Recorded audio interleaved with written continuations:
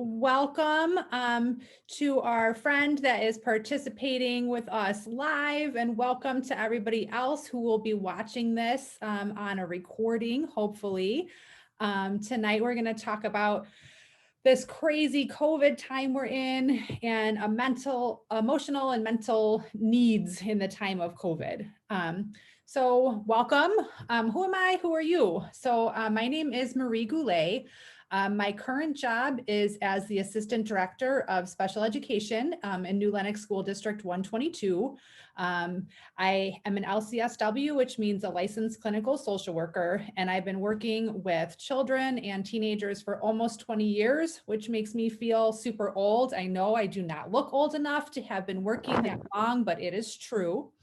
In addition to that, I'm a mom, I'm a daughter, I'm a friend, and I put survivor in there because I just kicked cancer's butt this past year. So that is definitely part of who I am right now.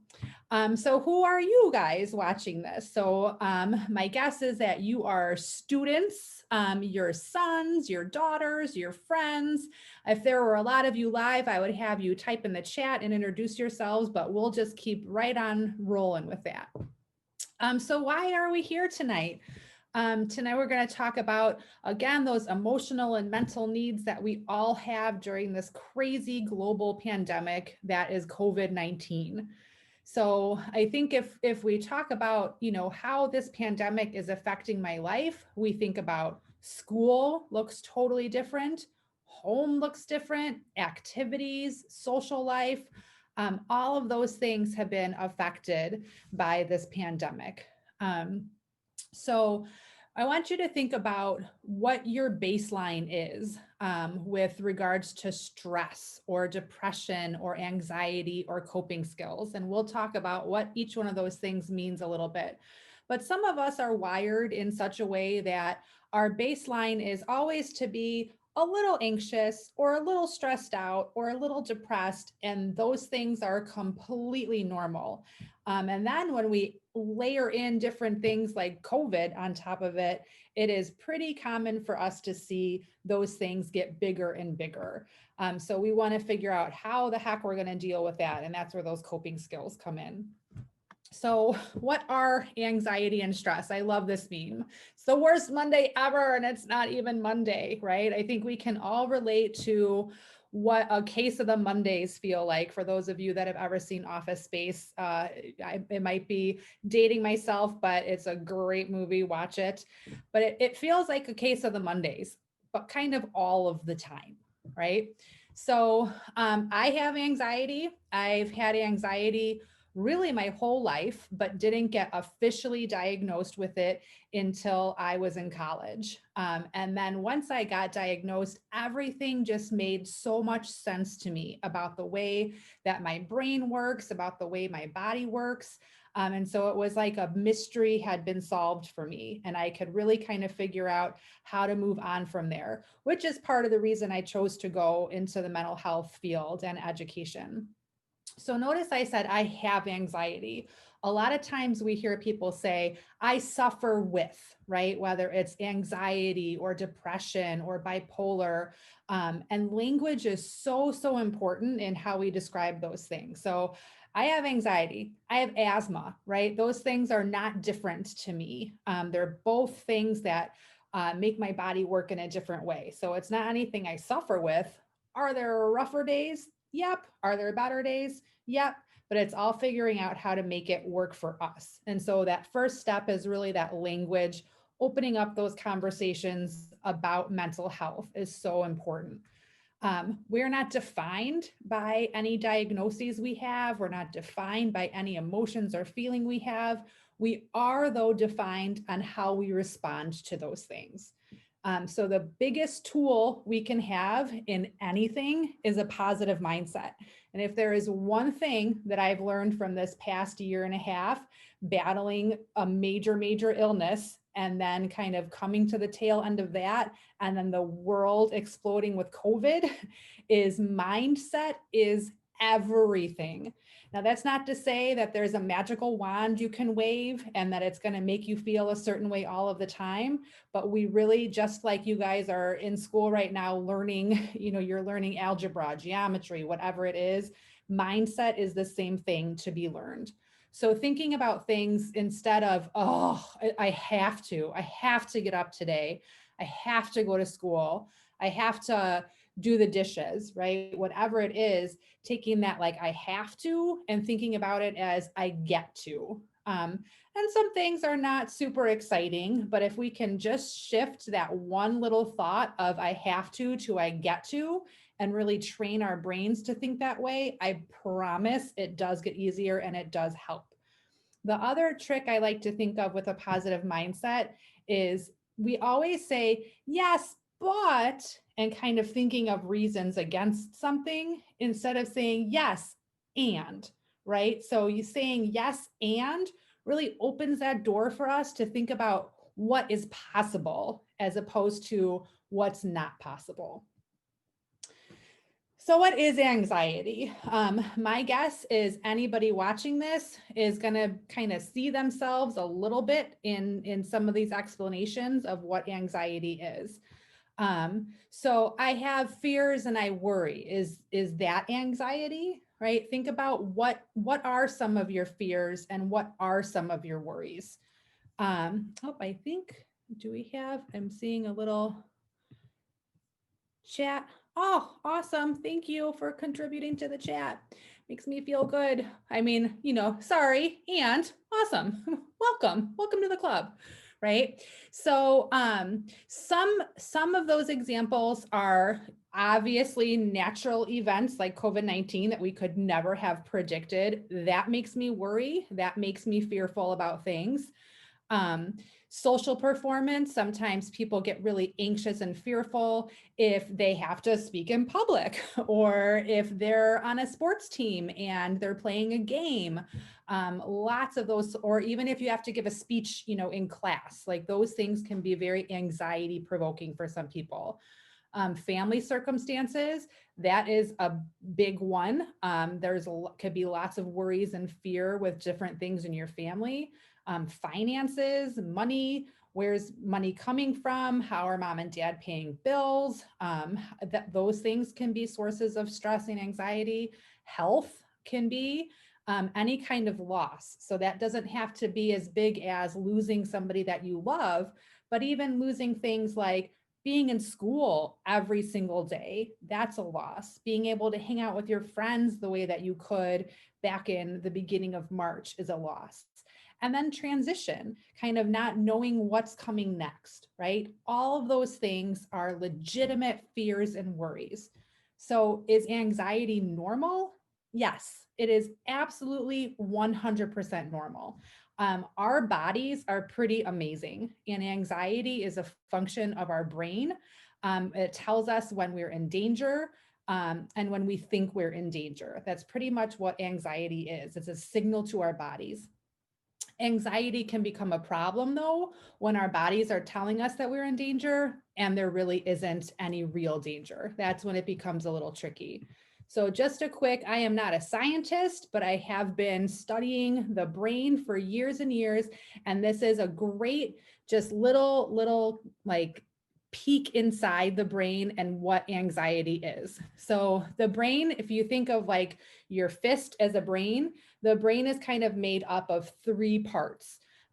So the part that controls anxiety is right here in the amygdala. It's kind of like right stuck in there. So those are all of the things the amygdala does are emotions, are reactions to things, that retreats, that is responsible for hormones and that fight or flight response. So like all of that happens in the amygdala. Then we've got this prefrontal cortex, which you hear about a lot. This can really hurt you a little bit in the way your brain processes information. And if you are like in that fight, flight, or freeze, this can kind of make you pay more attention to some negative energy. And then we have our prefrontal cortex, and this is where our logic comes from. This is like the part of our brain that's like, okay, calm down. a bear really isn't chasing you, everything's okay. But when we're here and we're like, there's a bear. Do I run? Do I stand still? Do I fight the bear? It is very, very hard to listen to this part of the brain that's telling you that bear is a mile away and you are all good. So that's just kind of a super quick little way that our brain works, right?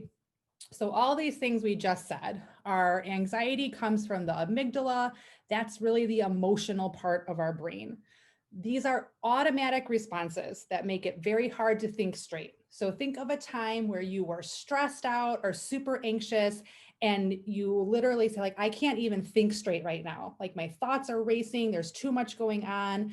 My mind is being different than it normally is. So that's what's happening. Your brain is sending all these signals out and it makes it hard to listen to that logical part of your brain. The good news is our brains are so awesome, and the way that they work, we can train them. We can train our brains. So when we know what triggers our anxiety and what our stress response looks like, we can train our brains to respond differently to that. So some signs and symptoms, our bodies will give us all these signs and symptoms that we're stressed out or we're anxious even before our brain knows it.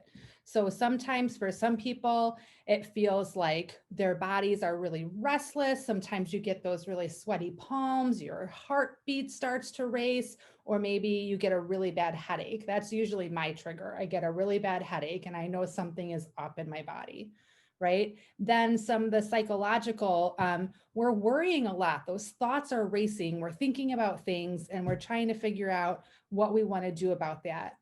We can be really tired. We can be really irritable. It can be really hard to focus, which again, kind of just sounds like a Monday. And then our behavior, we really don't want to be in a lot of social situations, and we might try to avoid things that make us uncomfortable. So again, I go back to that. We really need to know what our baseline is. So when something's different, we can recognize that and figure out what we need to do about that. So when should we do something about anxiety, right? We know anxiety is normal. It's a part of how our body works. It's our brain's alarm system, but we might need a little extra help if anxiety is interfering with our day-to-day living and functioning.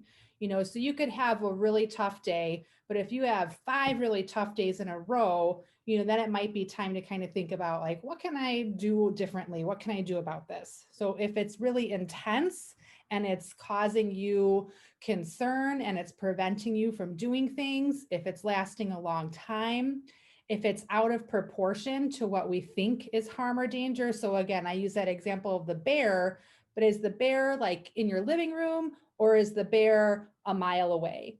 Because sometimes it can feel like it's close when it's really far away. If that anxiety is uncontrollable, if it doesn't go away, and if it's making us avoid things, those are usually pretty good indicators that we need to do something a little bit different. So we hear stress and anxiety used interchangeably a lot. Stress and anxiety look very similar. The big difference is stress is short term. So say you've got a test coming up, you're really worried about it, that would be stress because we know the trigger is the test. We know it's short term. And when the test is over, you should have some relief. So anxiety though hangs out for a longer time and there might not be a trigger. It just might happen in your body without something that really causes it. So I want everybody to kind of take a minute. You may already know this, but if you don't, this is a really great trick to figure out where in your body you hold your stress. So just kind of take a minute, sit up in your chair, put your feet flat on the floor and your hands in your lap. If you're comfortable, I invite you to close your eyes, or if not, you can just kind of find a soft gaze at something across the room. And I want you to take in a nice, slow, deep breath and make sure that breath is coming from your belly and not your lungs. Sometimes we forget to breathe really deeply. So a nice, big, deep belly breath. And on your next one, At the top of that breath, I want you to just take a little pause before you exhale, and then exhale nice and slow. And then we're going to do that one more time. A nice, big, deep, slow breath in, a little pause, and a nice, long exhale out. And you can open your eyes back up. So before you move and shift in your chair, I want you to notice where in your body do you hold your stress? Is it in your shoulders? Is it in your lower back, your stomach, your face, right? Where do you feel that stress and tension in your body? And that's another way that our bodies really alert us sometimes to the fact that we're having stress. I train a lot of my coworkers on ways to handle some crisis situations. And I always tell them everybody has a tell. So I know everybody that I work with and my friends, I know when they're stressed out sometimes before they know, because I can see little things that they do in their face and bodies. My tell is my eyes get really, really big and giant, and my eyebrows go up, and I walk around and I'm very stressed. It's all on my face. I do not have a poker face. Every one of my emotions shows on my face. So it's pretty easy to tell when I'm stressed out. I know some people that kind of walk around like this when they're stressed out. I know some people who bite their nails, right? So we all do different things that let us know that we're stressed out. So stress and anxiety and your brain. Again, we talked about this a little bit. Essentially, it's you see or sense danger. Your middle brain, that amygdala, tells you to run, and you follow directions because that's what you're taught to do. Except when you're super stressed out, sometimes you want to fight, sometimes you want to run, and sometimes you just freeze because you don't know what to do at all. But if we can think about that prefrontal cortex, that thinking brain, then we can train our brains to see danger different. So I love this. So this is my other favorite reference is The Office, right? The Office and Seinfeld. I can relate everything to those two shows. If you have not watched them, do yourself a favor and check them out. They are wonderful coping mechanisms because laughter truly, truly is the best medicine for anything, right? So when someone asks you how your night went, I didn't get much sleep, but I got a few hours of anxiety in, right? Like that's pretty true for those of us that have anxiety. So a couple of things that you can do when you're feeling very overwhelmed. This is one of my favorite activities. It's called a grounding activity using your 5 senses. So if you, and the great thing about this is you can do this anywhere. You can do this when you're sitting in class, you can do this in your room, you can do this in the car, you can do it anywhere. So when those thoughts are really going wild and you're thinking all these things and your heart's beating and you've got all that stress going on, look around you and list 5 things that you can see as you're taking in some deep breaths. I like to try to look for things with the same color because it makes my mind work harder. So I will say, look around you and find 5 things that are red, right? And then when you're done with that, look around you and list 4 things that you can feel. So is it I'm sitting at my dining room table right now, so I can feel my tablecloth. I can feel my leggings. I can feel my sweater. I can feel the wood of my earrings. I can feel my super soft hair that is like growing back and making me so happy, right? So what are 4 things that you can feel? And then keep going down. What are 3 things you can hear? Right? Like I can hear myself talking right now. That's a little distracting, but it's okay. I can hear my refrigerator humming. I can hear a car drive by outside. Then we want to go down to what are 2 things that we can smell. I have a wonderful candle going right now. So that's the first one. And then, thinking of what other things you can smell. And then finally, what is one thing that you like to taste? Because you might not be tasting something at the moment, but what is like one flavor that you love? So when you are taking the time to really breathe and think about all these things, it really helps distract you from those racing thoughts. And I promise, again, this takes practice, but if you do this, it really, really does help with that anxiety. So a lot of times when we're talking about anxiety, that gets partnered with depression. So what is depression? Right? So technically, depression is a mood order that can make a person feel sad and have a loss of interest. So things that you used to like doing, maybe you don't like doing anymore. Depression can definitely affect the way that you think, the way that you behave, and the way that you feel. So what does depression look like? Typically, it will be a decrease in energy, loss of interest, change in sleeping patterns. Either maybe you're sleeping all the time or you're not sleeping at all. Changes in appetites. Either you're eating all the time, you're not eating at all. Feeling irritable, tearful, sad. It might affect your relationships. You might kind of feel hopeless. Again, like headaches and muscle aches and tummy issues, all of those things. Again, this feels a lot like a Monday, but the trick is it feeling that way all the time and really intensely? So why do we have depression and anxiety? So when we're experiencing a lot of stress, sometimes that can lead to bigger feelings. So you take the environmental factors like COVID and the constant barrage of media and not having your typical routine. All those things can really stress you out, and that could definitely lead to some feelings of depression and anxiety. Not being able to talk about our feelings and emotions, either because we think we don't have to, or we like keep everything shoved down and bottled up, or because we don't have anybody to talk to. But talking really does help. If we've had a lot of loss and grief, if we've had a lot of trauma, and then just our genetic factors sometimes can cause those things as well. So there's lots of things that can cause those feelings. So again, what do we do? What do we do about it if we're feeling that way? So the first one is figuring out what our triggers are. Sometimes we can control those triggers and sometimes we can't. But if we know what they are, then that is really, really helpful. And then we learn positive coping skills. So mindfulness practices like deep breathing and yoga and getting lots of physical activity. Mindfulness practices thinking that two ideas can be true at the same time. And this is my favorite one. I can be anxious, I can be depressed, and I can be happy and productive. Both of those things can happen at the same time.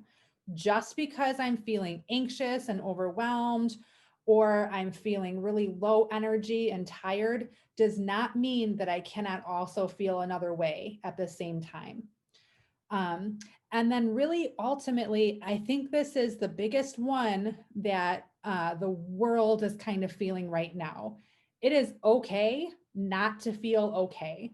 I think in our culture as Americans, I think a lot of times we are told that we need to feel a certain way. We need to be happy. We need to be laughing. We need to be out there doing all of the things, right? And if you have all these things, you're going to be a happy person and life is going to be awesome. But that's not true. We're human beings. We are made up of all sorts of different complicated emotions, all of which are okay. And somehow media gets in there and tells us that the only acceptable way to feel is happy. And that is just not true. It is okay to not feel okay. The thing that makes that hard is everybody wants to fix it and everybody wants to feel better instead of sometimes just sitting in it and riding out that wave and knowing that it will pass. Um, and then sometimes we just need some extra support, whether it's from a friend, whether it's from a family member, or whether it's from a professional. We need that extra support, and that needs to be okay. So I like this little worksheet. This is a way sometimes to figure out your anxiety trigger. So thinking about like what happened? What happened before I started feeling this way? What are my thoughts? What anxious thoughts am I thinking? And then this is my favorite one. Is this thought factual? Because a lot of times when you have an anxiety brain, your brain likes to lie to you. It's like there's two little voices in there. One is a big old fat liar and the other one's telling the truth. So we have to make that voice that's telling the truth louder than that liar voice. So what can I think instead? How can I replace my thoughts with something else? And then is this a trigger I can avoid in the future? And what can I do to calm down? So different coping skills work for different people. Everything doesn't work for everybody, but some things that you can use, journaling, that really helps a lot of people to just kind of write things down. A nice part of journaling that I like is writing people letters, and you don't ever have to send them. Sometimes you just want to write a letter and then you can rip it up, and it feels good to just get those thoughts and emotions out. Again, talking, exercise, which I'm struggling to do myself, but even just taking a walk around the block sometimes to kind of hit that reset button, get some fresh air, really does help. Deep breathing, which I know a lot of people have a hard time, like meditation and deep breathing, is a big concept for a lot of people. And I hear a lot like that doesn't work for me. That's not going to work for me. But I promise a lot of our anxiety comes from not getting enough oxygen. It's just science. And so if we can really take some big, deep breaths, it does calm down our automatic nervous system and it does help decrease that anxiety. And then my personal favorite, music. I love every kind of music. And depending on my mood, I will listen to very different things, right? Like, so I can go from listening to like 90s gangster rap to like the Dixie Chicks, who aren't that anymore because they changed their name now, to like Guns N' Roses. And all of it is very different, but it all definitely serves a purpose. And it's really hard to be anxious and overwhelmed when you're listening to a song that just makes your body move around. So dance parties are a daily occurrence in my house. So I like this little sheet. I know it's hard to read. I'm sorry, it's so small. But these are some really great coping skills. So one is that distraction. So things on here are like doing a puzzle, which probably would make me more anxious if I'm being honest, but some people really love that. Cleaning, right? Doing crafts, playing video games, reading, anything that's just going to help occupy those thoughts and distract you. Then the other one here is emotional release. So exercising, yelling, screaming, of course, not at someone, but taking a shower, dancing, right? Laughing, all of those things are gonna just help you release those emotions.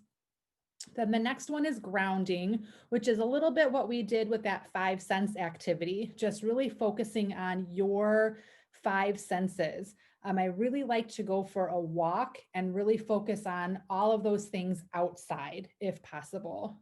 Then the next one is a reality check, right? I'm going to challenge these thoughts. Like, are these thoughts really true? Are they really as bad as I think they are?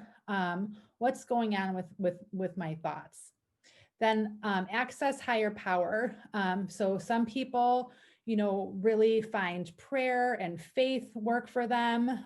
If that is not your thing, then even just journaling, but thinking of something bigger than yourself. So I really like that ties into this service. So for me, I really, really like the idea of doing nice things for other people. It is actually very selfish, but it's like the best kind of selfish. So when I am feeling really overwhelmed or there's a lot going on, I tend to take a step back and think about what am I grateful for and how can I focus on that gratitude and what can I do for someone else. So whether it's writing nice little notes on Post-it notes and sticking them on car window shields, or posting really nice things on my friends' Facebook pages about what I'm grateful for them for, or calling someone or writing an actual real letter to send to them. Those are all things that make me feel better, is focusing on that service. And then I think about what I can do, right? So I can count to 5 on my fingers really slow when I breathe in. I can count to my 5 on my fingers really slow when I breathe out. I can give myself a big hug because now in crazy COVID times, um, we can't just like randomly hug other people. So I know it sounds a little cheesy, but like sometimes you just need that pressure, right? And I don't know if anybody has a weighted blanket, but that is also, those weighted blankets are just being wrapped in a hug and they're so wonderful. I like this idea of like, I call it like smelling in the flowers and then blowing out the candles. If you're thinking about like taking a really deep breath in and a deep breath out, I can go for a walk, and I can sing the words to my favorite song, even if I can't listen to it in the moment. So those are all things that I can do. I can be kind to my mind, right? So I can take a pause, I can take a breath, I can pay attention to how I feel in a very non judgmental way, but just kind of like an outside observer, kind of like, okay, so I feel all these things in my body. Interesting. I'm just going to notice that and then I'm going to move on. I'm not going to judge it. I'm not going to get worried about it. I'm just going to acknowledge it. Taking a break from COVID-19 or politics, because right now that's like the biggest thing, right? We just need to take a break from social media altogether. Um, Media, the news, Snapchat, Facebook, Insta, all of it. Sometimes we just need to like put it over here and take a little bit of a break from it. Make some time to exercise and get some sleep. Reach out to people that you trust and stay connected. And then seek some help if you're feeling overwhelmed or unsafe.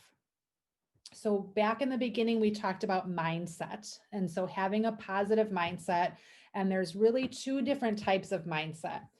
A lot of people have a fixed mindset. So this is very limiting. This is, I'm not going to do anything that is challenging to me. I'm just going to kind of give up very easily. I get threatened by other people's success. I just don't think there's any point in making an effort because nothing good is going to happen, right? So this is a fixed mindset, doesn't really help me out versus a growth mindset, right? Hey, failures make me grow. I can always learn a lesson from failing. I had an acting teacher once, acting was my first love, by an acting teacher once that said, if you're going to fail, fail gloriously. Make it the biggest failure ever, because that is how we learn. And those words have stuck with me for years and years and years. And I fail all the time. I literally fall flat on my face. I'm the klutziest person in the world.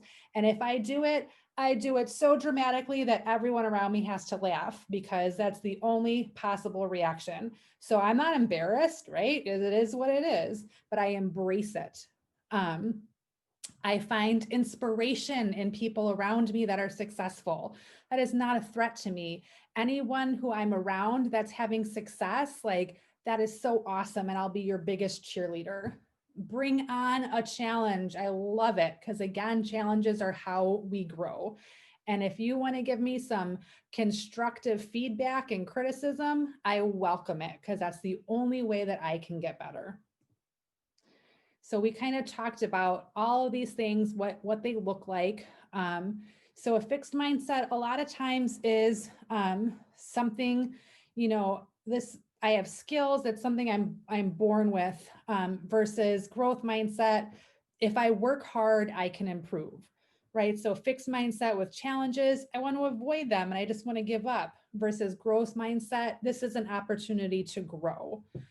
So again, it's just how we think about things and the lens that we have. Setbacks, well, clearly that was someone else's fault, and now I'm just going to get discouraged and I'm not going to do anything about it, versus how can I work harder next time and what can I learn? So we said in the beginning that mindset of I get to instead of I have to. So just some things, right? Like I can be brave. I can step outside of my comfort zone. Challenges help me grow. I will try a different strategy. I can keep an open mind. New things are an opportunity for me to learn. It is okay not to know something. All right, plan A did not work, so I've got plan B. And if that doesn't work, I've got plan C, D, and E, and one of those might work. And then finally, what can I learn from this? So this is my awesome dog, Stevie. She's the best dog in the world. She is a sheepadoodle. She's a puppy. She's a giant monster. She's 6 months old here, and I just don't even know how much bigger she's going to get. But she is the best listener in the whole world. You know, if you have a pet, I will tell you that that's one of the best forms of therapy. And if not, if you're an animal person, volunteering at an animal shelter is a great way to bust that anxiety and depression, because it is impossible to feel bad around something furry. And that is it. That is our conversation. I love this quote by Glennon Doyle. For those of you that don't know her, she's a writer. She's just really, really awesome. And this is a quote from one of her books. She says, "I see your pain and it's big. I also see your courage and that's bigger. We can do hard things."